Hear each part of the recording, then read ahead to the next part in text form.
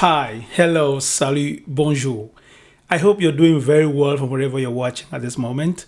As always, it's a rare privilege for me to connect with you as we try to make sense of what's going on across the globe, specifically with the Republic of Cameroon, especially following the presidential elections that took place on October 12, 2025. And weeks have gone by since the proclamation of results, and also days have gone by since the inauguration, or call it the swearing in ceremony of President Paul Biya. And here we are, I would say, less than 30 hours away from an ultimatum that just came down from Issa Tchiroma Bakary, the presidential candidate that came out a few days after the results were counted at the polling stations to declare himself the winner. And for those of you who have been following events from Cameroon closely, you do know that where we stand right now is more than the crossroads. A lot has happened within the last 48 to 72 hours since the swearing-in ceremony of the incumbent Paul Biya. I can give you some updates as we always do, but first of all, let me take this moment to thank all of you who have commented on all the different videos on this platform. Those who've subscribed to the channel, thank you so much. Those who've liked most of the content that they do like and recommended it to their circles, we continue to thank you. Please continue to share with your circles because we need to keep growing. And you do know that repressive regimes only thrive because information does not circulate.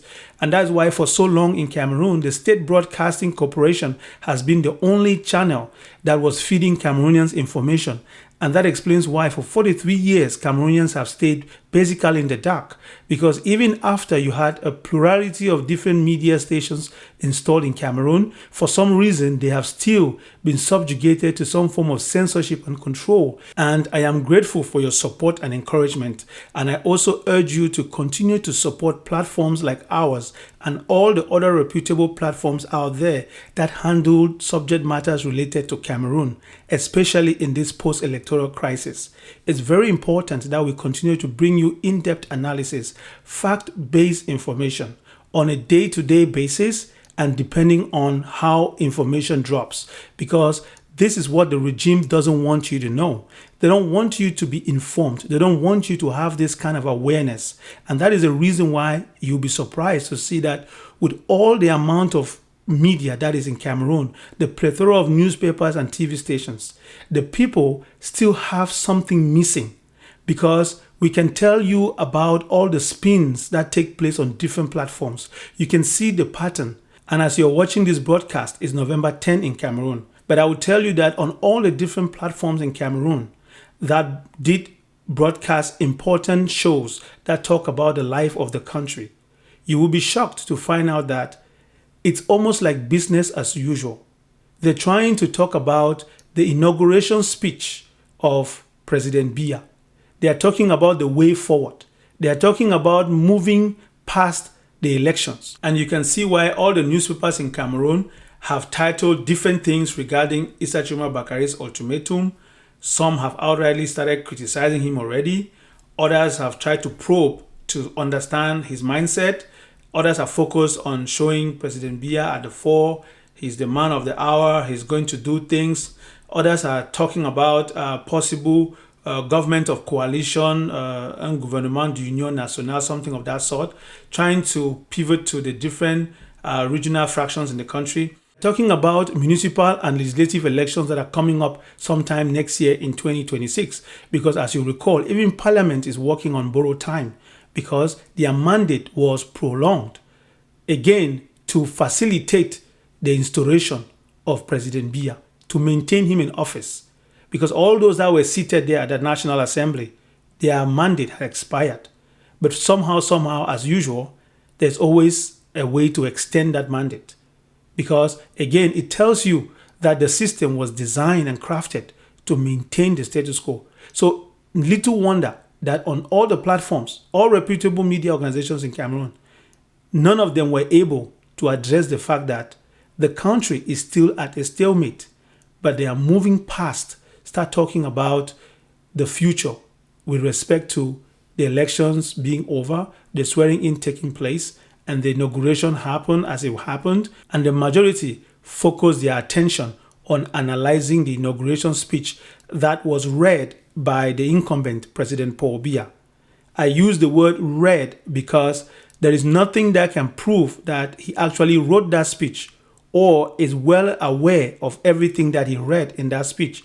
Because yes, they will tell you that even in Western democracies, presidents have their speech writers. However, those presidents that have speech writers, they themselves are very functional and can always sit down in any one-on-one interview and address the press and speak to the media directly without a prompter. That shows that they are active, they are engaged, and can defend what they wrote.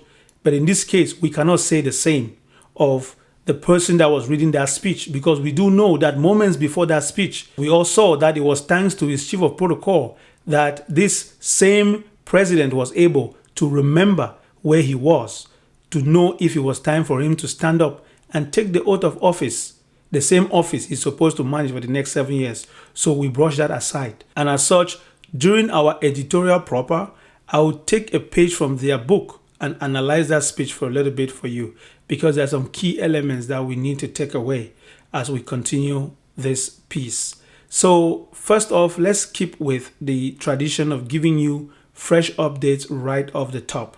And I want to start with Issa Tchiroma Bakary's latest video, in which he's giving the Biya regime 48 hours to release all detainees without question, all those who were arrested unlawfully, as he says, that if within 48 hours the Biya regime does not release all these detainees, that the Cameroonian people would be in a legitimate position to engage in self-defense, to defend their rights and their freedoms by going to demand and take back their sons and daughters from all the detention camps.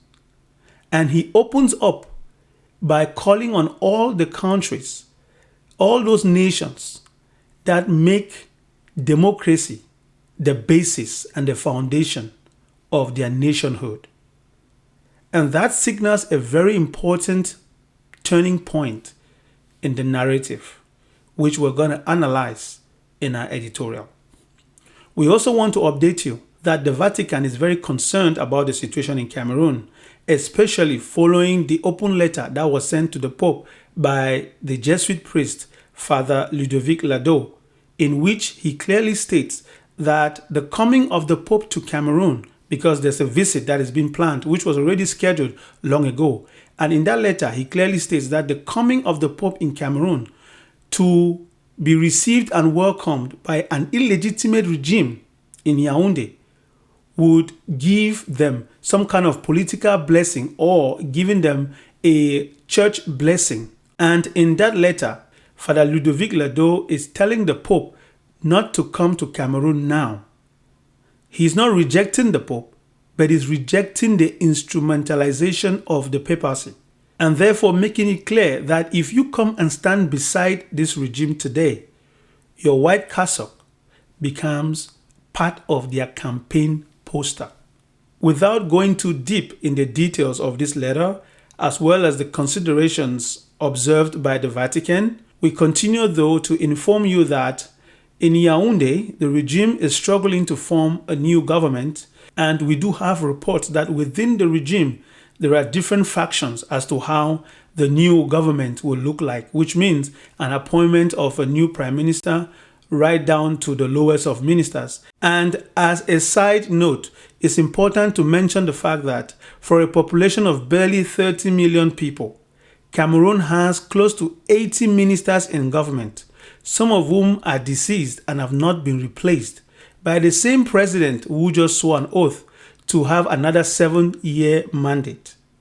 Whereas he hasn't held a cabinet meeting for the longest time. And therefore, some members of organizations that monitor good governance, especially in the case of Cameroon, have underlined the fact that it's inconceivable for a sitting president not to meet and strategize with his ministers almost on a weekly or monthly basis, because the life of the nation depends on that, especially when there have been so many incidents of fraud, mismanagement, corruption, and embezzlement, and as well as major projects that have not been delivered on time nor even supervised.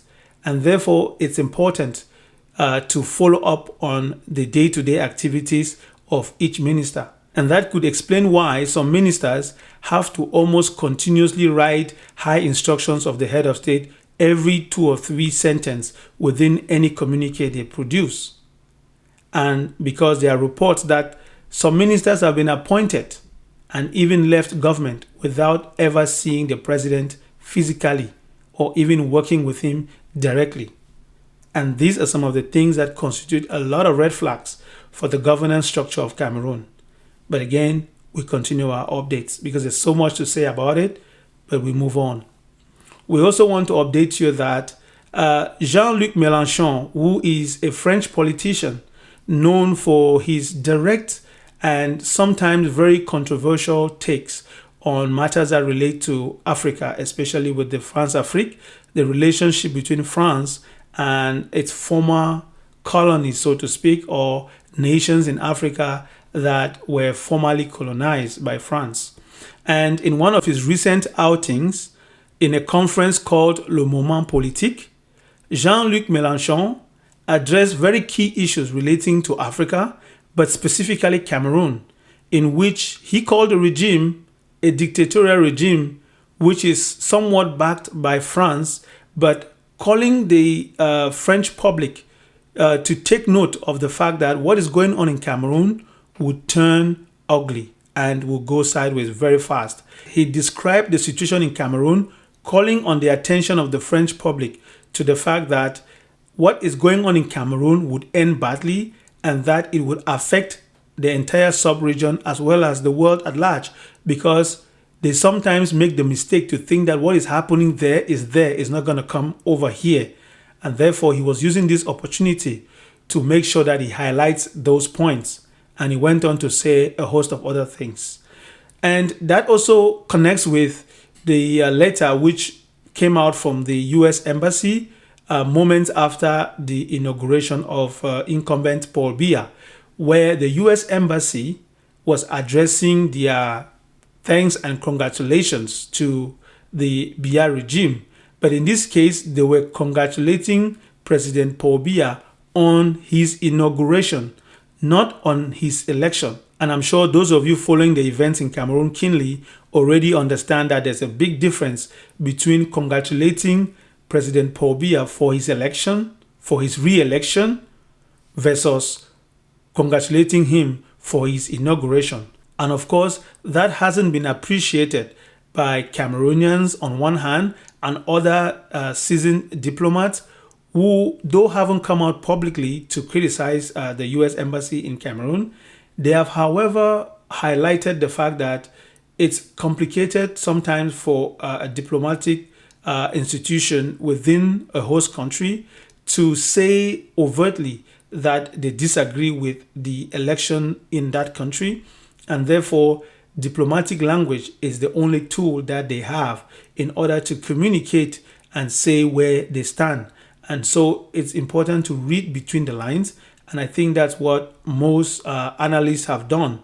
But it's important to remember that there are so many things at stake. Yes, it shows that the embassy, or in this case, speaking on behalf of the US government, have decided to take the side of stability. But again, analysts are asking the question, what kind of stability in a very volatile situation?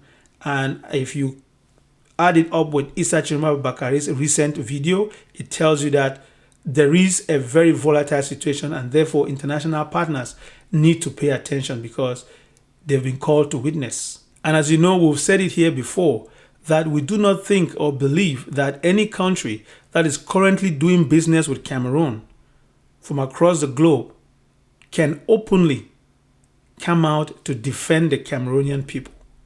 That would not be possible. And therefore, it continues to align with the message we hear that Cameroonians would have to fight this one out, because for once, they've come close to defining their own future, and others can only support, if at all. but to say take the fall and help out in mapping the strategy to overthrow a 43-year regime, that is an overreach. And before we close the chapter on major updates, it's important that we mention at least 2 or 3 more.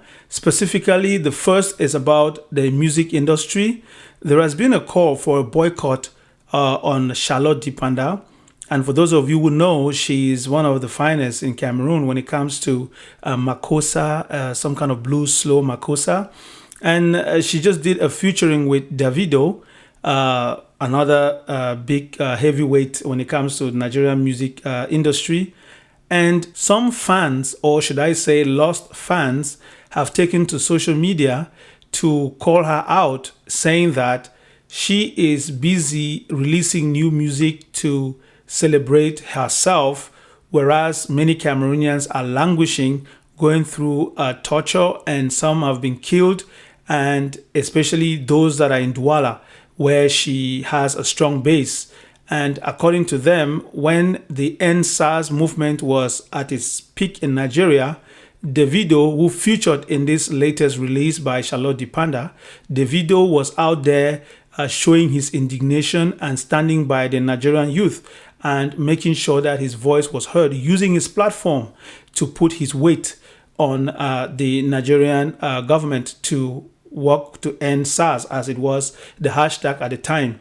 And therefore, they find it appalling that Charlotte Dipanda hasn't used her platform to kind of show solidarity and support to the Cameroonian people, especially those that are struggling, or those who've been caught in the web of this post-electoral crisis.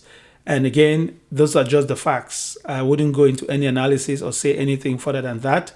So let's leave it at that for now as we move on to other updates, this time in the sector of education, where the Minister of Basic Education, Laurent Serge Etundingwa, signed a formal decision dismissing 4 public primary school head teachers in Garwa, in the North region specifically. And the reason? Misappropriation, embezzlement of official examination fees paid by parents for primary school exams. And that decision cites investigation reports confirming irregular handling and diversion of funds, and also a letter from CONAC, which is the National Anti-Corruption Commission, recommending sanctions ranging from their removal as school heads to outright dismissal from the public service completely. And we can analyze that later, because you can easily make a correlation that all of a sudden the Minister of Basic Education has decided to sanction and to dismiss 4 public school teachers, primary school, of course, in a region that is supposed to be in the north, which is again in Garwa, which is where Issa Tchiroma Bakary comes from. And all of a sudden, they are now investigating corruption until you're hearing about CONAC being involved. Whereas there are tons of ministers and directors in Yaoundé stealing billions of CFA. Nothing is done to them. Not even a scratch. And just for reference, it's important to mention that the cost of registering a pupil at the primary school level for a public entrance examination is around 20,000 CFA, which is what? About $50 max. I'm just being generous. So even if you have 200 students, 200 times $50 is still nothing compared to the billions. Not to say it's condoned. Nobody's saying embezzlement, misappropriation of public funds or anything, even if it's a dollar. Now, let's move on to our final update right before our editorial. It's not the least of all, but just because we're staying with the academic theme. And it has to do with the PhD programs that were suspended right across Cameroon since 2023, which was a decision by the Minister Jacques Famdongo. However, as you did hear, for those of you that followed his inaugural address, the incumbent President Biya mentioned that he had ordered for the reinstatement of the PhD programs across universities and institutions of higher learning. And we also just know that the minister has called for a meeting to analyze the situation and then move on with a plan to properly reinstate these programs. Again, no room for analysis here because one has to wonder why were the programs suspended in the first place. And, a lot has been said about it, and many students across the country were also worried about their future for those that wanted to pursue those kinds of studies. And we've also heard from observers and also researchers, as well as just political scientists and analysts say those kinds of programs have nothing to add or improve to the lives of everyday Cameroonians struggling to put food on the table. According to these observers, President Biya should be more focused on helping Cameroonians afford their square meals per day rather than trying to reach for something like a PhD program, which is a luxury for many Cameroonians that are struggling to make ends meet.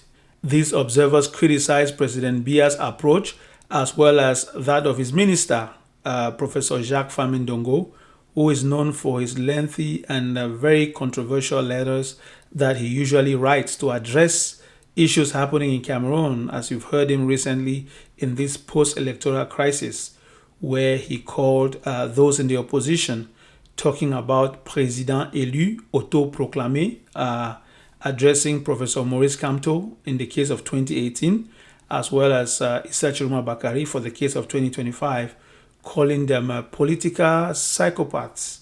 And again, there's a lot that we can say. For those of you who have been observing the political scene in Cameroon for at least the last 2 or 3 decades, with someone like Professor Jacques Famdongo always coming out to write and say things, the different outings, the outfits, the gaffes, you can name the rest.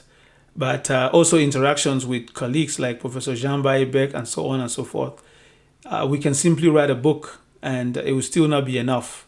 So for today, let's just focus on our editorial, which is going to be rich and in-depth because we are going to bring you back to the center of the change that Cameroonians want in Cameroon.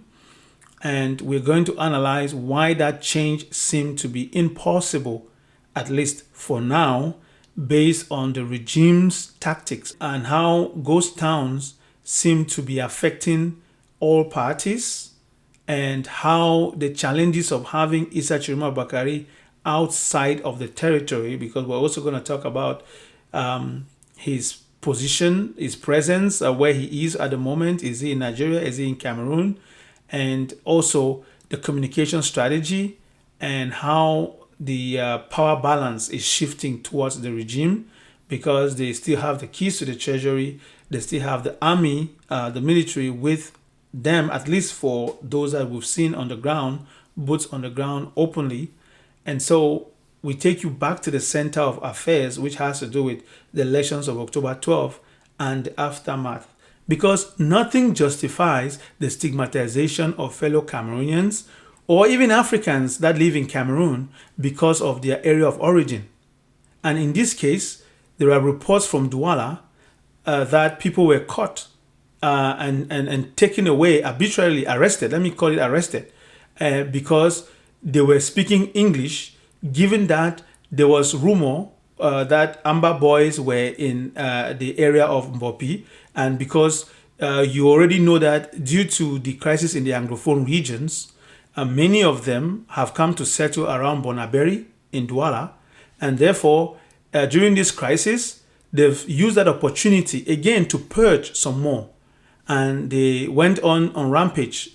Some say a militia, some say elements of security forces were trying to take measures to do a preemptive arrest campaign. And they went into Mbopi and arrested people because they speak English. Which again, everybody is supposed to speak English and French in Cameroon, by the way, because Cameroon is a bilingual country. English and French are equal in status.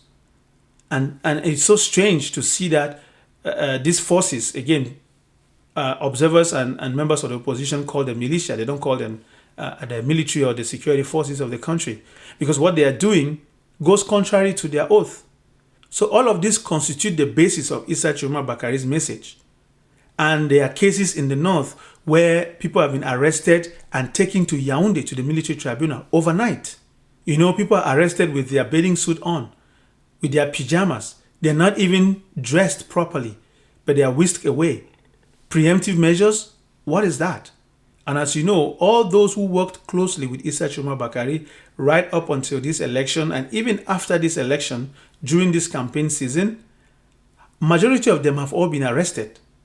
And you don't even hear the charges that the state prosecutor is levying against them. You only hear that they've been taken to the military tribunal. And you only hear that they've been deprived of any legal assistance. I mean, their lawyers have fought hard to even have access. And yet they still don't have an official record of charges. You only hear vague statements here and there. But then you would hear surrogates of the CPDM and the Biya regime go on TV stations across the country on a weekend like this to start levying accusations on these people that have been arrested. The public prosecutor hasn't come out to say clearly what are their charges, but you hear surrogates go on TV stations and start to say, they found opioids, tramadol with someone like Jacob Chamani. What is he doing with that amount? He was giving it to the youth. And it coincides with the messaging when you hear the Ministry of Territorial Administration come and say, the people that were on the streets, it's only drogués and they were all drug addicts and stuff. So you see the narrative, you see what they are painting here. They are trying to say that all those who were working with Issa Tchiroma Bakary that were calling for a sit-down or a stay-at-home celebration, because in the case of Anise Ekane and Jacob Chamani, that's what they said publicly, that people should stay at home to celebrate the victory of their candidate. And so you can see the pattern of how they are preparing the public's mind so that when the time comes and they are trying to pin all sorts of dirty things on the people that were arrested, it will make sense in the mind of the public. And you don't need to look any further. Listen to the speech that was read by the incumbent Paul Biya during what is considered his inauguration or his inaugural address. He says clearly that the post-electoral crisis and the different killings or whatever that happened on the streets was caused by irresponsible politicians. Hear that carefully. The politiciens irresponsables. It all goes to tie in with the messaging. So everything should be pinned on the back of Issa Tchiroma Bakary. And that is why Issa Tchiroma Bakary is saying there's some form of ethnic cleansing. Because you do remember the incident at the briqueterie where on a Friday, the forces of security went and encircled the entire area and were doing arbitrary arrests. And just as a side note, it's important to underline the fact that family members have not been able to go and bail loved ones, because when they get there to the different commissariat or the gendarme stations, they are being asked to bring huge sums of money just for them to release their loved ones. People who did nothing. They were just encircled and picked up. And you're asking for huge sums of money. They say some amounts range from anywhere between 20,000 to 500,000. And for families that are already struggling to survive, how do you expect families that are struggling to put food on the table to cough out sums like 500,000 francs to bail a family member? That's not even conceivable. And you can see the pattern, because that's why Issa Tchiroma Bakary is saying there is some form of ethnic cleansing, because the reports that he has received show a clear demarcation between the groups of people that have been arrested, tortured, detained, and the evidence is becoming overwhelming. Now, speaking of Issa Tchiroma Bakary, many of you have asked the question, where is he? Where is Tchiroma? The safest answer I can give you is that Issa Tchiroma Bakary is between Cameroon and Nigeria. Reports were clear that he was in Nigeria. And there are also reports that suggest that he has come back to Cameroon. And therefore, given the fact that his whereabouts is supposed to be kept secret for his safety and his well-being, as you all know, that a lot of people lost their lives because they formed a human shield around his residence in Garwa. And there were even snipers perched at the rooftop of one of his former party members, who has now turned to join the CPDM movement and has been said to be an informant. or someone that's been leaking information about Issa Tchiroma Bakary and his maneuvers. And therefore, it's imperative that his team keeps him safe. And in order to keep him safe, they don't have to disclose his location. As you know, the regime is working around the clock to make sure that they do that which they have in mind. Some say they want to eliminate him completely. Others say they want to arrest him and capture him alive and take him to Yaoundé to face charges in their tribunal, because once he gets there, they can cook up all kinds of charges and allegations, implant evidence, you know the rest. So there are many schools of thought out there, but we can tell you clearly that he is between Cameroon and Nigeria, and he's safe, he's sound. He's also, just as you saw in the video, he's energetic enough to give directives. The question now is, what does it mean for the defense forces if it is believed that Issa Tchiroma Bakary was able to leave Cameroon and enter Nigeria? Or just as much as enter Nigeria and come back into Cameroon? If the Biya regime has a firm grip on power, as they claim, and if the military is following their orders, then one has to answer the question, how come Issa Tchiroma Bakary was able to move from Cameroon to Nigeria and back? Even if just within the border, because you know that Yola in the Adamawa state in Nigeria is very close to Cameroon. And that's where the speculative reports suggested that he was picked up by the Nigerian military and called into questioning, because the Cameroonian government tipped off the Nigerian government that they had a dangerous criminal on their territory. And so they were using that language in order to heighten the response by the Nigerian forces so they could pick him up and then transfer him over, just like they did with the Naira 10. Because you would recall that the regime deployed the same tactics when they captured the leaders of the Anglophone movement in Nigeria, what has become known in Cameroon history as the Naira 10.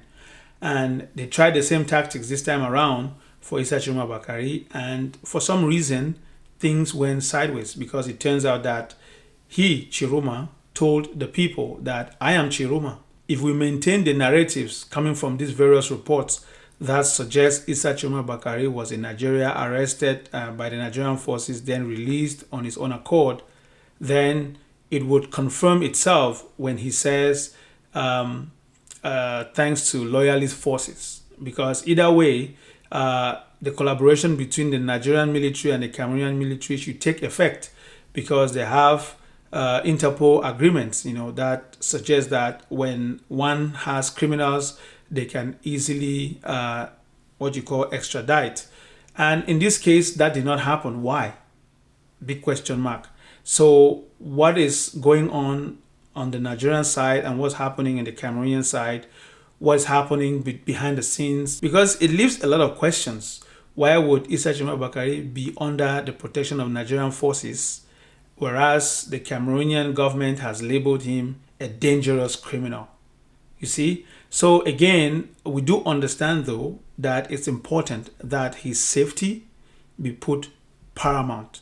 And that's why we have to commend his team for doing such a good job to keep him where he is, and to the point where he's able to communicate, as he just did with the video, because we do know how these things can turn upside down. And therefore, it's also important that that same team doesn't divulge his whereabouts, because you should know that the regime in Yaoundé is very good at infiltration techniques. Speaking of infiltration, we also have reliable reports that the regime in Yaoundé is using Pegasus, which is a spyware, a tool that is being deployed within the system to track information and to also fish out the blacklegs. Because for Issa Tchiroma Bakary to be strong in his positions and to have the 1, 2, 3 steps ahead of the regime the way he does, it means that he some sort of has his tentacles in the ground. And therefore, reliable reports indicate that the regime in Yaoundé has deployed the Pegasus tool, among other spywares, to try to track Issa Tchiroma Bakary's every move.